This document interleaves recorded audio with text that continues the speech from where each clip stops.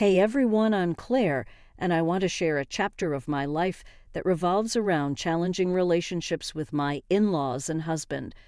Currently navigating the complexities of a divorce, I thought it might resonate with those of you who've experienced unwarranted criticism from your in-laws. Let me take you back to how it all began.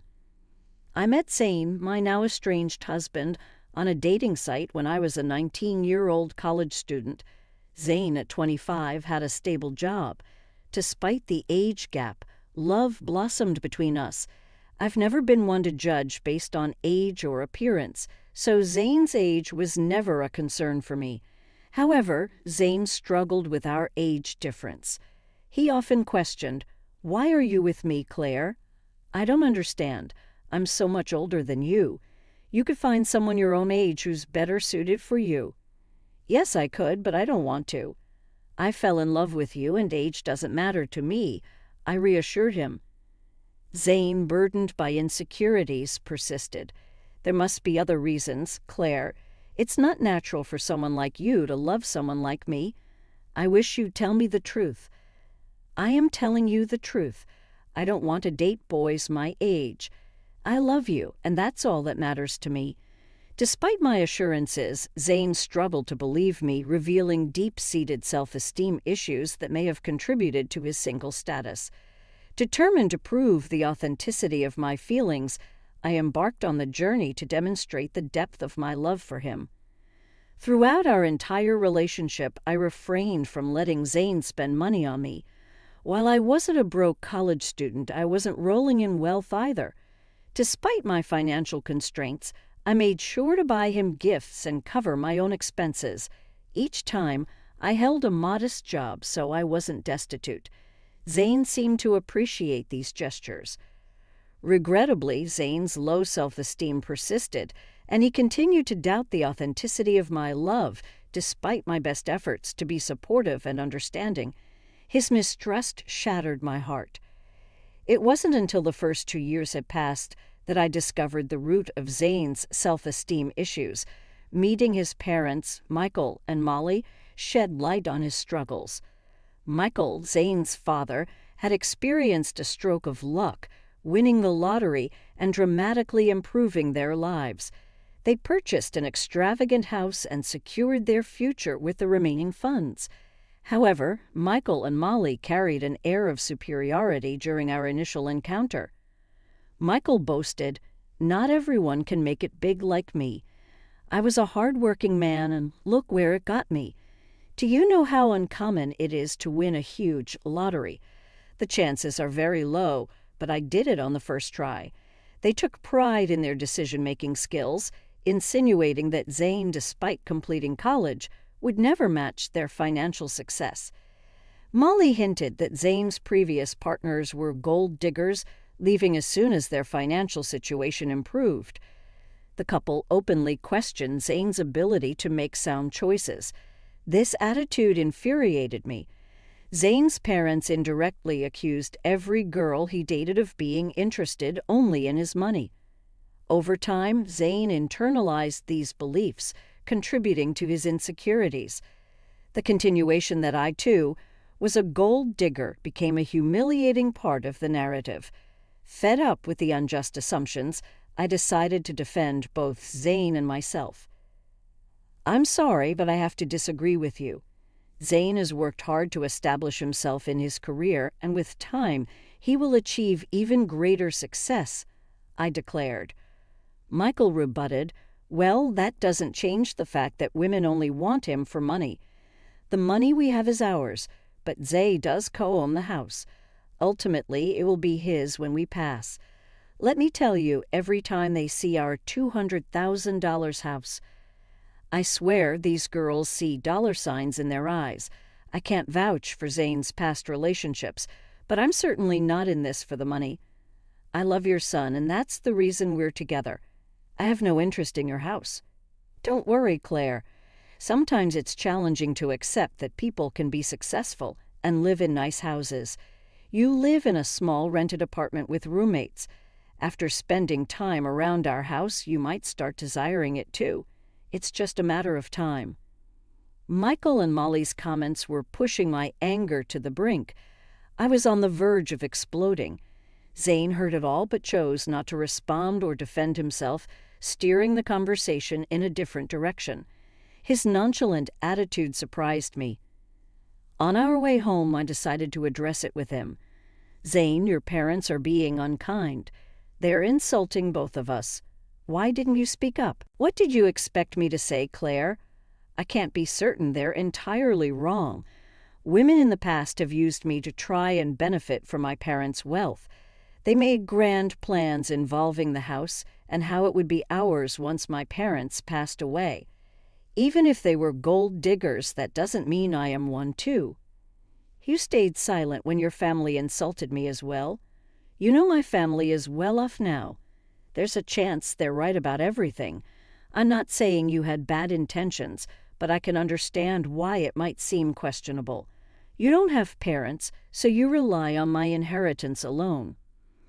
What you're suggesting is absurd, Zane. I've never pressured you to spend money on me. Just because I don't have an inheritance doesn't give you the right to label me a gold digger.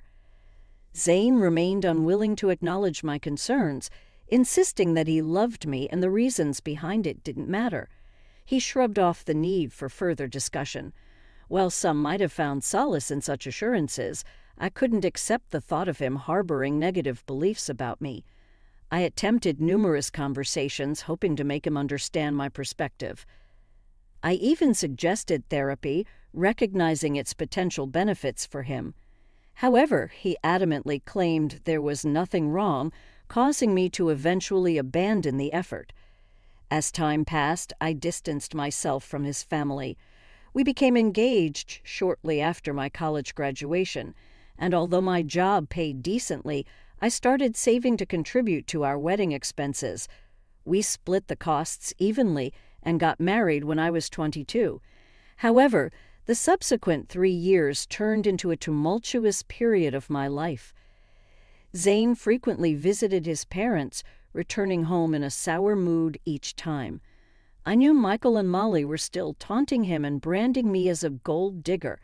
Despite my pleas for Zane to limit contact with them, he continued to engage with his parents.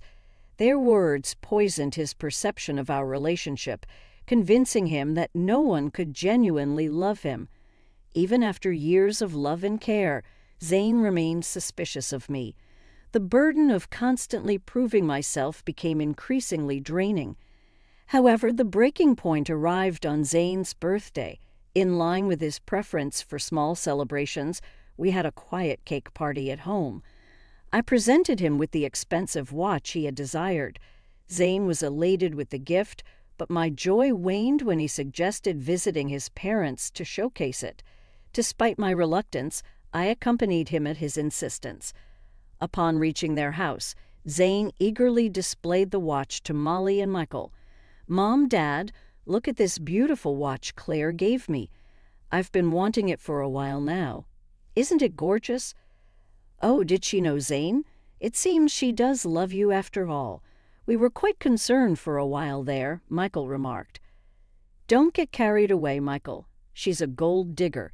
She married our son because we own a $200,000 house. Let's not forget the facts," Molly chimed in. "Yeah, you're right. I almost forgot that the house is the only reason Claire married Zane. Excuse me, why do you think I married your son? For your house? Well, you were just living in an apartment after working for 4 years. Besides, Zane is so much older than you. Why would you marry him unless you want something from him? I'm sure our house was always an attraction, if not his money. I married your son because I love him. All your theories about my gold-digging intentions are wrong. Zane knows the truth, and he will tell you that, won't you, Zane?" To my complete surprise, Zane remained silent. I was already feeling uncomfortable with my in-laws' belief that I was a gold digger, but Zane's reaction, or lack thereof, shocked me. He kept his head down and avoided eye contact with me, leaving me feeling perplexed. I decided to push him a bit. I couldn't fathom why he wasn't standing up for me. "Why are you not saying anything? Your parents always thought I was a gold digger. How will they know the real me if you don't tell them? Why are you quiet? Tell them they're wrong." "I don't know what you want me to say, Claire. I don't know if my parents are off the mark. There might be a possibility that you're after this house." "Are you serious right now, Zane? You believe I married you for your assets. He's not wrong to think like that. It's suspicious that you've never considered buying a house. You haven't even discussed it with him. For someone renting a place, owning the house should have been a priority." "Yeah, it should be a priority, but you've chosen not to work toward owning a house. Our place is expensive, and you can't afford something like this even if you tried. So you decided to marry Zane and settle here. That makes more sense to me. I mean, why would you marry me, Claire? You might have feelings for me, but I think there's more to it than just love." I found myself speechless after this exchange. All the love I had for Zane seemed to have been reduced to nothing. At the end of the day, my in-laws and even my husband viewed me as a gold digger. While my in-laws' reaction bothered me, it was Zane's response that devastated me. In that moment, I made a decision. I wanted a divorce. I didn't immediately disclose my decision to them. I waited for the right time. So when Zane and I returned to our place, I contacted a lawyer and initiated the divorce process. The lawyer assured me that the papers would be ready within a week. In the meantime, I opted to stay in a separate room. Zane assumed I was just letting off steam and had no idea of what was coming. When the divorce papers finally arrived at my parents' house, I packed my bags and left. When Zane called me in a panic, I instructed him to come to an address and bring my in-laws along. Despite his confusion, he agreed. Upon their arrival, I was waiting on the porch. They looked taken aback by the house. "I bet you're wondering why I brought you here. It's a beautiful house, isn't it? No one can compare their house to this. It costs around $2 million in today's market. Pretty expensive, but worth the money. There's also furniture with an added value of millions. What is this place, Claire? I don't know why you have access to such a house. Why don't you guys come in so that we can talk? I can't tell you everything on my porch." "What do you mean by your porch?" I brushed off their astonishment and walked inside. They trailed behind, even more impressed by the opulence within. The owners of the house had spared no expense. As we settled down, I took a deep breath and addressed them. "I've reached a decision, and that's why you're here. I filed for divorce. Here are the papers. We can proceed with an uncontested divorce if you agree." "What? I don't understand. Why are you filing for divorce?" Zane's voice held a mixture of confusion and concern. "Because you and your parents believe I'm a gold digger. You think I'm after your house, right? Despite my assurances, you refuse to listen. So I'll spare you from my gold-digging self and divorcing. It seems that's what everyone wants.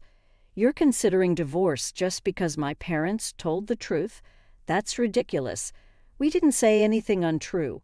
Why the dramatics?" Zane's tone betrayed his disbelief. "I think this is for the best," his mother interjected. "She's adamant.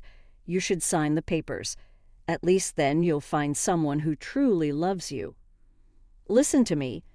There's no need to rush this. You've already proven you're not a gold digger. There's no reason to get a divorce anymore. We even apologize for any misunderstanding. That should make things better, right?" "Yes, Michael is right. We're sorry, Claire. We doubted you for no reason. I don't want your insincere apologies. For 2 years, you allowed your family to berate me and label me a gold digger. I expected you to at least defend me, but no, you sided with them and accused me of being a gold digger as well. I won't stay with someone who doesn't respect his wife. I'm done with you. We can part ways amicably or involve the courts. The choice is yours, Zane." Molly and Michael tried their best to change my decision, pleading with me to let go of the past. In their minds, what happened was just a simple misunderstanding. Not once did they show remorse for tarnishing my name. Their audacity fueled my anger. When I reached my breaking point, I demanded they leave before I called the police. My anger intimidated them and they left. Over the next few weeks, Zane and my in-laws continued to harass me daily. They begged, pleaded, and even offered bribes to convince me to stay. Their belief that I could be swayed with money only intensified my fury. It revealed that they still considered me motivated by financial gain. The irony was that as Zane co-owned the house with his parents, I was entitled to half of his share. This realization fueled their desperation for reconciliation. Despite their attempts, I remained steadfast in my decision to part ways. I relocated all my belongings to my parents' house, asserting my right to stay there even before officially taking ownership. Zay and the in-laws persisted in reaching out, prompting me to change my number entirely. I wanted to avoid their constant attempts to contact me from unfamiliar numbers. Zane attempted to discuss matters at my workplace, but security was informed and asked him to leave. Zane still hadn't signed the divorce papers, holding out hope for a change in my decision. Nearly a year has passed since I initiated the divorce proceedings, with only a year or less remaining before the legal process concludes. I've managed quite well on my own, living independently. I've found happiness and financial stability. While I've gone on dates, I'm not considering anything serious at the moment. According to a cousin of Zane's, they are apprehensive about paying me my entitled share of the house. Legal fees are piling up and their savings are insufficient. Zane is even pushing for a sale, harboring resentment toward his parents for the upheaval in his life. At this point, I simply don't care and only want to be free from that toxic family.